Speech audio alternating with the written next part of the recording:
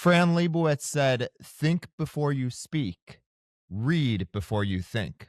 We don't do either of those. Welcome to the podcast. Welcome to Two Awesome People, the podcast featuring two people confident and comfortable enough to call themselves awesome, even after presenting quotes like that. It's a good quote, though. It is a good quote. Think before you speak, read before you think. We don't do either. Welcome to the podcast. Oh, it was so good you did it twice. That was great. That Good was job. just for you. Hey, Kelly, what's on tap today? Today on tap, everybody, we are going to talk about hobbies and why it's important to have hobbies, helping your kids find hobbies, when it's time or if it's ever time to turn your hobby into a money-making enterprise. That's what's on tap today, hobbies. Before we talk about hobbies, Dawn, I was going to say first on tap. Kelly's got a first on tap. Do you like emojis? Who doesn't like emojis? I am using a lot of emojis in ways that would be incorrect according to the younger generation. The youth. So I was going to tell you about some of the emojis and how younger kids are using them. You can text a picture of a fairy and then the emoji that's like 3 stars. I like that one. Sparkle. But when you text that, it denotes a sarcastic or mean-spirited tone. A fairy? I don't really understand that one, but a lot of what young people do doesn't make sense. So do you write like, I love this, fairy sparkles, and that means like you don't actually love it? That could be it, really. Wow. Okay, but this is my most favorite one. That seems mean. I mean, fairies are supposed to be pleasant things. Pleasant things. That's what they're supposed to be. Okay, this is my most favorite All right. emoji usage. What do you think the emoji of a plate of spaghetti means? That you're hungry. It represents nudes. What do you mean nudes? When you're referring to like nude photos that are texted nudes, because noodles are nudes. I think that one is so good. That is good. So I'm also now only going to refer to noodles as nudes. So are you going to send me pic of your noodle? Not the No, right way? That's not it, Get it God. wrong. I was sad to know that my favorite emoji face, which is the one that is kind of drunk and stupid looking, I use it to refer to being stupid or crazy or silly. Yeah. Yeah, that face. But it actually is used to also express sexual arousal. I send that one a lot. You do send that one a lot. But it doesn't mean that. No wonder why people are no longer talking to you. Yeah. So that one is kind of interesting. They're like, don't text with Kelly. She will send you a weird sexual arousal emoji. There's other ones that like, you know what it means, like penis one. The eggplant. I think that one goes way back. Or a banana. There's also a banana one. I thought that meant monkey. You thought that meant monkey? OG. There's also one that's like 2 cherries. Yeah. You know what that means? Balls? It does, or boobs. There's how to convey that you're shy or nervous. Do you know how to do that one? You know what I need to do? I need to convey that I'm shy and nervous. If you're a young person, And you're Dawn, like, I'm and you're shy. texting a friend about like a girl and you like this girl, you could text, you know, the emoji where you're pointing, you make it so that it's pointing at itself. So it's kind of like if you're really shy and you're like, Do you have to make that face with it where you're like, oh, I don't know. That's the shy faces. You're like, Are you sure it's not you're pointing at them and they're pointing back at you? And no way. This is what it looks like. All right. The emojis are taking on like a whole other language, and I am here for it. I love it. I love it too, and I love nudes. I love to eat noodles, and now I love to text noodles. Yes. But when would you ever text noodles? To be honest, that's probably why it has taken on this meaning, because really, like, when are you going to text a bowl of spaghetti? You can text me All right. Enough. Noodles. Thank you. And I'll text you back another pic. You know what I found is online you can go to websites that You found that you can go to websites online? just so you guys know, Oh my there are God. websites out there. Go find stuff. Amazing. But you could go to emoji websites and you can just type in any word and it will pop up with like hundreds of emojis Oh, that so tie it to the words. translates it Exactly. because it's another language. I wanted a smelly emoji, so like green lines is what I was after. They don't have it. Oh, if only your hobby was designing emojis, then you could design the squiggly, smelly lines Kelly, and make money off of it. you are so good, bringing us out of our first on tap and right into our main section. That's why I'm here, Don. Everybody's talked about hobbies. Yes, we know that they're good for us. They relieve stress. They have all sorts of health benefits. I Sure. don't think everybody knows that. Oh, well, if you've been living under a rock, then No, it's just that not everybody necessarily has a hobby. In part, that could be because they're just too busy. or maybe they just hate doing things. So if you have no hobbies, that's a red flag. But do you know why? You're boring as shit. There could be that. But I was going to say also, if you are starting a relationship with somebody that does not have a hobby, they're going to get real clingy real fast. Oh, because you're going to become their hobby. You're going to become their hobby. Oh, I like that, Kelly. I think that also happens with new moms and stuff too, because they get really busy and the baby's like all consuming and it basically becomes their hobby for a period of time. Ooh, I had that as another red flag of hobbies. Don't make your kids your hobby. So like, for instance, making your kid the best they could be at youth sports because it fulfills you and it's your hobby and you're now into it. But the other is like pageantry. I'm also just meaning like your hobby is basically like having a kid and being a mom. Your life is revolving around this person's existence. And you define your happiness by them and they're your hobby to make them great. I don't do that. Yeah. Like, you guys are on your own. They're not on their own, but we certainly don't do that. No. So tell me, what do you think the importance of hobbies are? Hobbies are therapeutic. It's like a good expression of yourself. It's a good release of tension. There's different kinds of hobbies too. There's like active hobbies where you're making something. Sports is a hobby, active, so it's healthy. But then you could also have a hobby of reading, which is not active. It's not active. That's active for your brain. And your eyeballs. And your thumbs. Just your thumbs? Flipping the page. You just thumb it? Wow. You turn pages really weird. I'm a one-of-a-kind page turner. So I think that hobbies are important because it just offers you an outlet. Basically. Let me give you some science, Kelly. Thank you, Dr. Dawn. Yeah, this is Dr. Dawn's moment right here. All right. All right.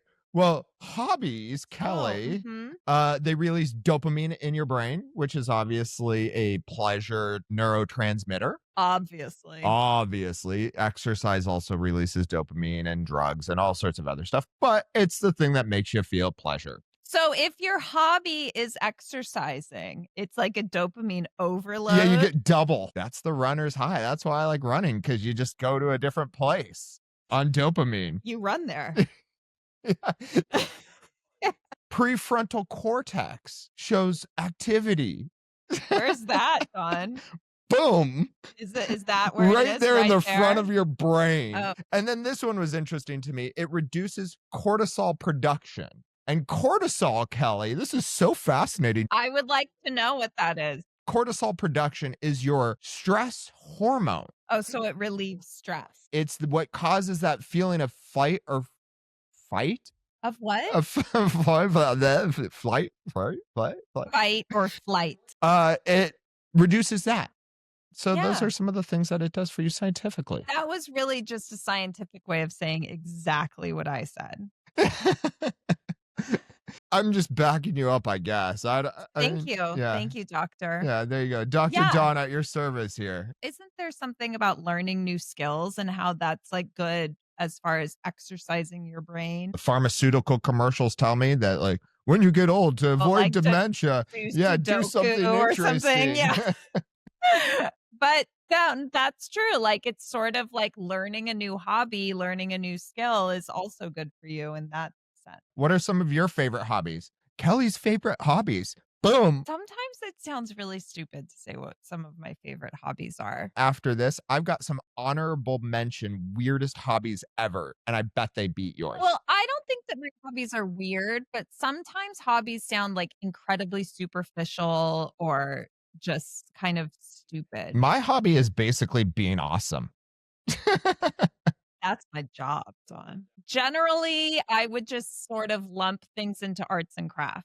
I do a lot of arts and crafts, You do. whether that's making jewelry or what do I do? I glue moss to You glue things. moss to things. I went through like a pretty deep tie-dyeing I think binge. everybody went through the tie-dyeing binge, I also like to decorate the house, right? design rooms, things like that. I like to read. Really engaging hobbies. Are you being sarcastic? Like it's not? I've literally prefaced this with it sounds stupid. And then you're like, no, come on, share. And then you respond and say, that sounds stupid. Ooh, I'm not getting any tonight.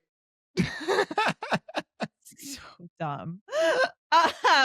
What are some of your hobbies, Dawn? I love cooking. I love baking. And I always have. I started baking bread well before COVID, started cooking when I was 20, love it. When you're not cooking under stress and you're able to relax and enjoy it versus these crazy recipes that are really long and intricate, like I hate that type of cooking. But when it's easy recipes that are fun, that taste great, that are fast, that's what I'm after. I love Pinch of Yum, Lindsay at pinchofyum.com. I'm just doing a shout out. More than just a crazy complicated recipe, it for me, I get stressed when it's like a lot of things happening at once. I do too.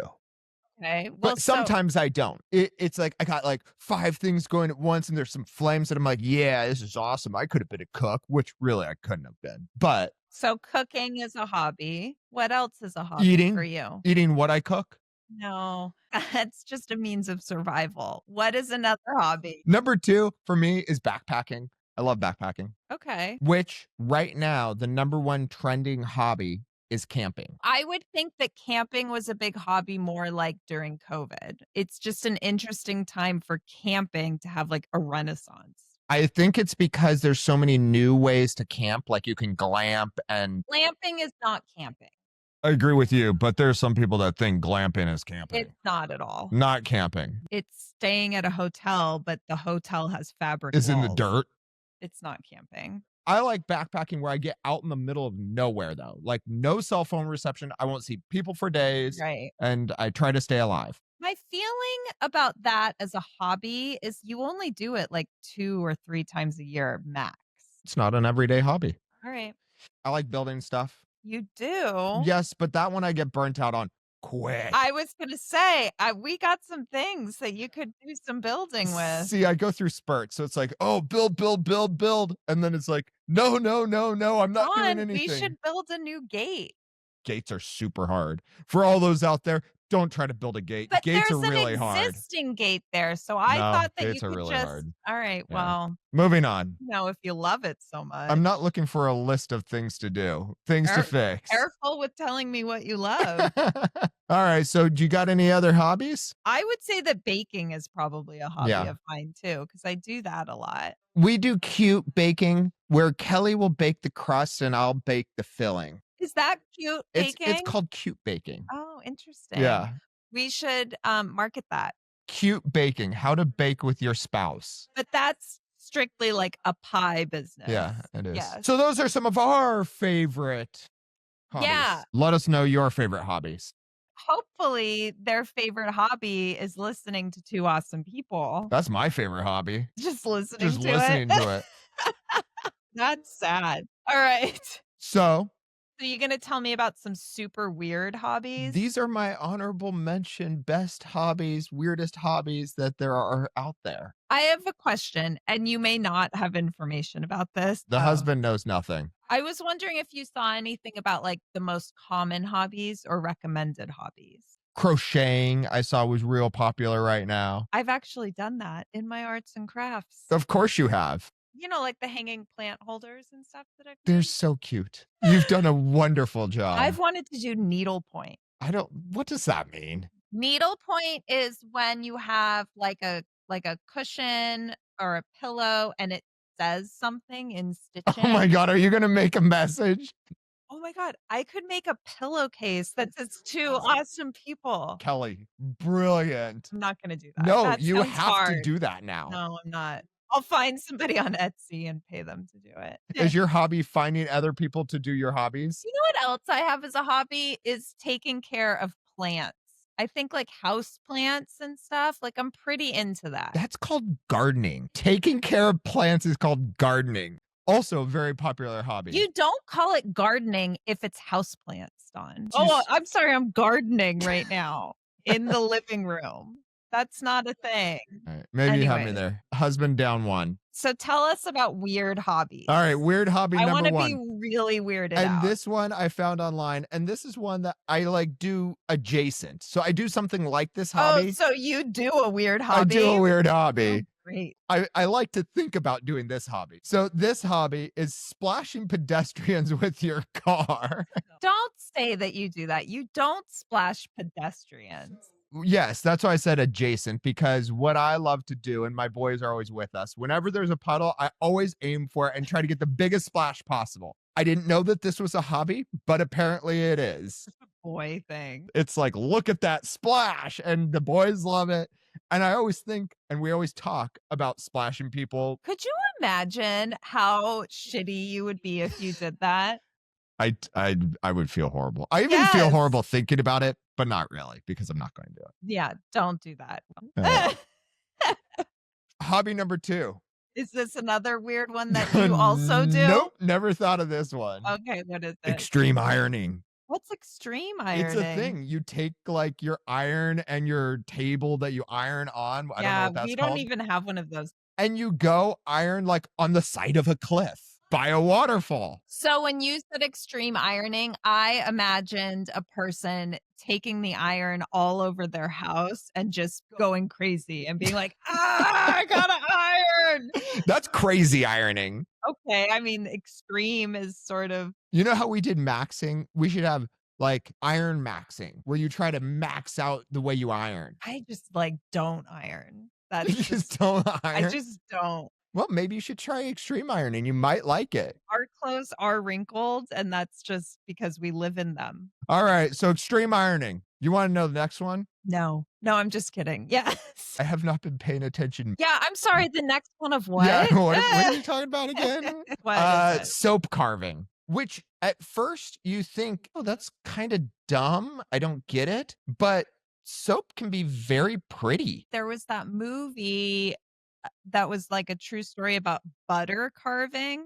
I didn't see that movie. Tell me more. It either starred Jennifer Lawrence or Jennifer Garner. And it is the true story about a butter carver. And they have like a competition. I wonder if they use really big bars of soap. Like that'd be like soap statue carving. Well, even if it was like 12 inches long, it's like, you know what else is 12 inches long? A foot long sub. Bam, you nailed it. Are you Googling it? Yeah, movie about butter carving. Yeah. Here it is. Oh, snap. Who stars in it? Jennifer Gardner. Oh, my God. Oh, my God. Their tagline is, there's going to be a meltdown. Oh, real clever. I didn't say it was a good movie. So that is also an example of a hobby that could become a moneymaker. Really? Carving butter? It's about somebody in a competition. I don't think they made any money off of their butter carving. I bet the prize was money. I mean, what else would the prize be?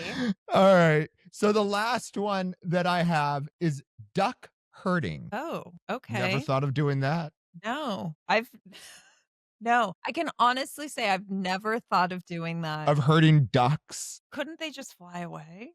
That would be a very unsatisfying hobby. There they go, dang it. If they were like, you, and they flew away. We're out. Wow. All right. So duck herding. All right. Well, so you kind of mentioned it there, turning your hobby into a career, making some money. I view my entire life as one hobby after the next because my hobby was making surf videos. Then I made money turning it into editing movies. And then I started making small movies and started directing. So I've always turned my hobbies into money. Are you gonna make money backpacking? No, you're not going to. So you don't always do Well, yeah, this. it's my careers have stemmed from my hobbies. Right, which is a good way to have your career start because then that means that it's something that you truly like to do. Yes, but if you turn your hobby into a career, it is going to take away all those health elements that you got into the hobby for, because ultimately it does become work. There is an element of stress that will be added. Hobbies are meant to be stress free, where once you take your hobby and you start to turn it into a career, you can't say this is going to be fun 100% of the time. Be careful because maybe you can make money doing it, but you will also lose. So is that what happened to you? You stopped loving it? Yeah, totally. For editing movies, I still love editing, but editing movies, I became bitter. Got bitter. Oh, wow. Bitter Dawn. Well, when bitter Dawn hits, Dawn moves on to his next hobby. Then gets bitter all over Yeah. again. It takes me about a decade to get bitter though. Yeah, Alright, it's a good decade. alright. If you really want to take your hobby and turn it into a career, you need to treat it like work.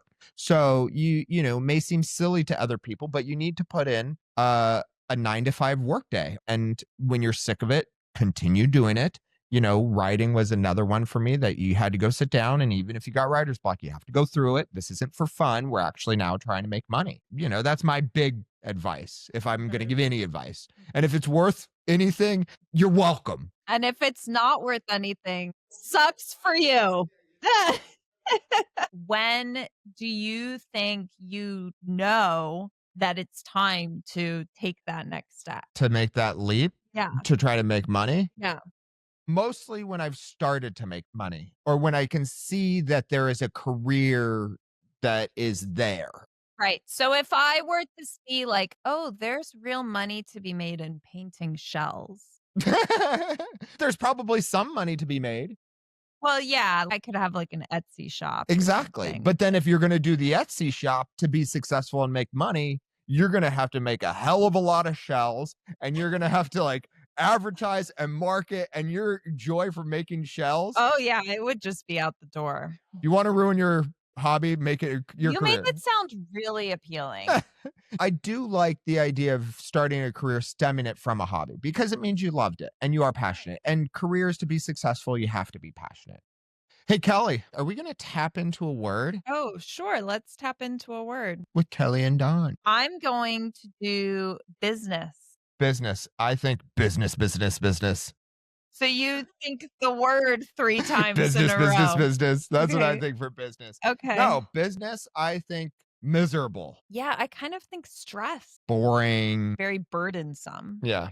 Yeah. I think when somebody starts talking about business, I think I'm going to go talk to somebody else.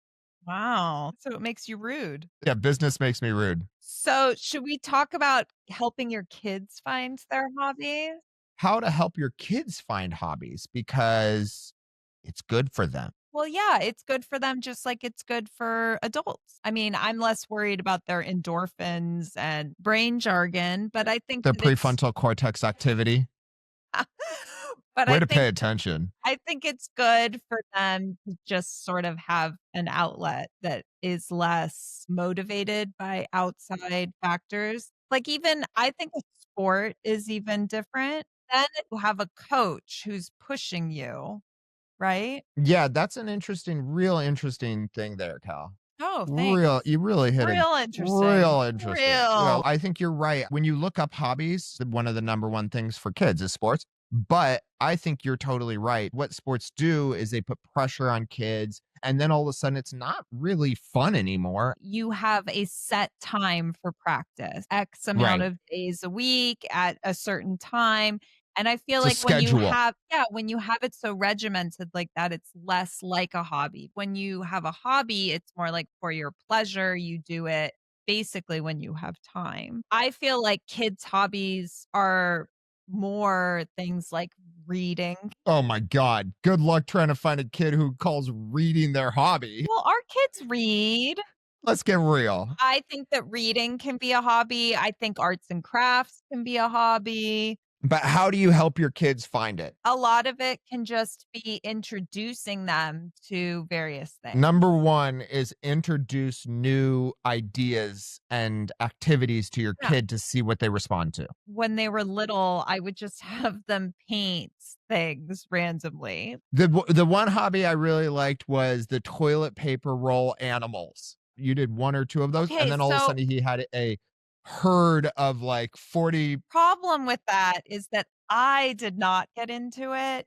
He got into it. Yeah. So he found a picture online where you take a toilet paper roll and you paint it to look like a different animal. Connor has a tendency to give me a project.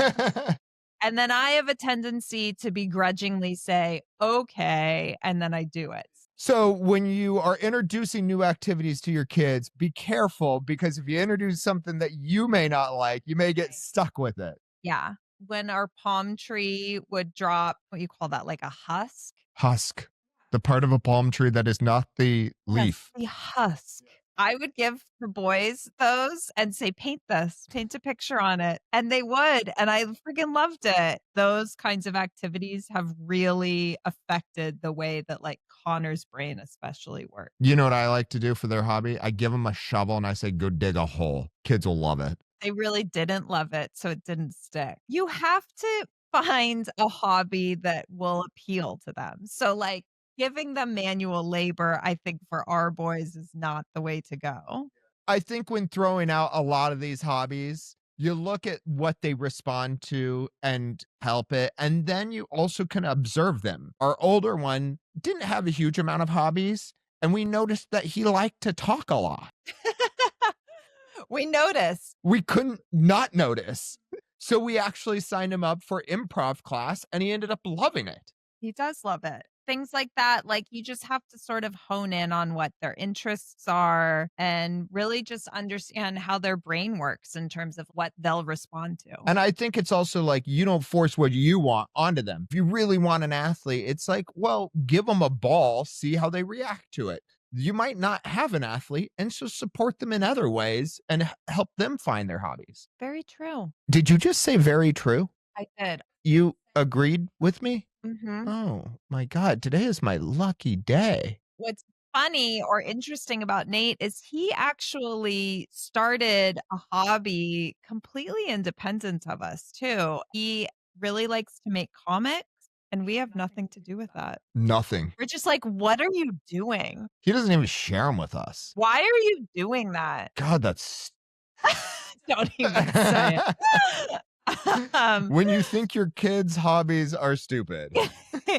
No. Keep it to yourself. It's really not stupid. I think that what he's No, doing it's is not not stupid, and it's pretty cool. We all are creative. We all need an outlet for creativity. And I think that you were talking about hobbies that you share as a couple. I actually think a better way is the hobbies you share with your kids, like Nate cooking. Like we love to cook. So now we're cooking with Nate. So we get these like wonderful kind of connective moments. So you can cook with Nate, and I can paint a palm tree husk with Connor. See, we sound like fascinating people. We sound like hippies. And then I'll go pick some grass. That's what?